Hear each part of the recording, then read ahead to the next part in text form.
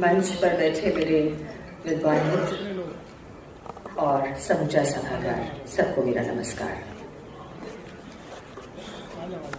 जब कुछ वक्ताओं के बोलने के बाद आपकी बारी आती है तो तब तक बोलना क्या है इसकी दिशा तय हो जाती है।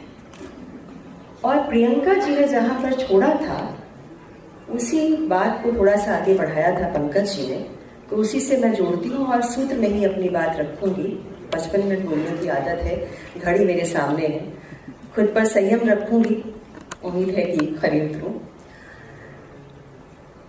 प्रियंका जी ने जब ये कहा कि आप अपनी भाषा को समृद्ध बनाइए और भाषाओं के शब्दों को लेकर के, और अंग्रेजी के शब्द भी आते हैं तो कोई घबराने की जरूरत नहीं है, मैं इस बात से पूरी तरह सहमत हूं। देखिए, भाषा को कहा गया भाषा बहता नीर, नदी है।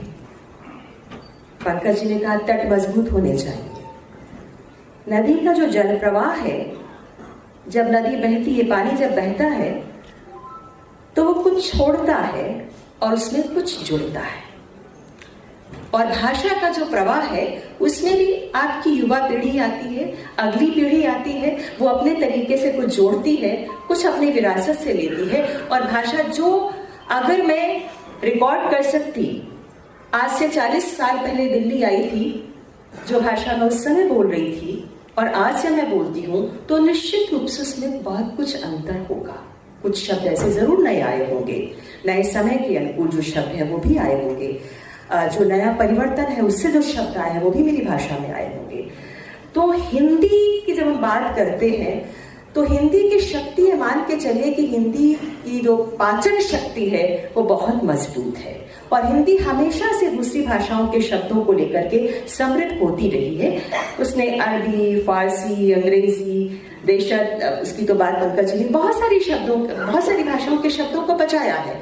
लेकिन थोड़ा सा यहाँ पर हमें सचेत रहने की भी जरूरत है कि इस शब्द ग्रहण ऐसा ना हो जाए कि उसका अनुपात इतना ज्यादा ना हो जाए कि आप हिंदी को उसमें ढूंढते रह जाएं कि हिंदी कहाँ पर है। तो हिंदी की स्वाभाविकता, उसका जो मूल है, उसकी गरिमा वो नष्ट नहीं होनी चाहिए। ये तो बात जो मंच से आई थी उस पर मैंने अपनी बात रखी। देखिए, जहां तक राजभाषा की प्रगति को मैं देखती हूँ, सबसे बड़ी विडंबना ये है कि हमने भाषा को, हिंदी को हमने ये समझा कि वो संप्रेषण मात्र है।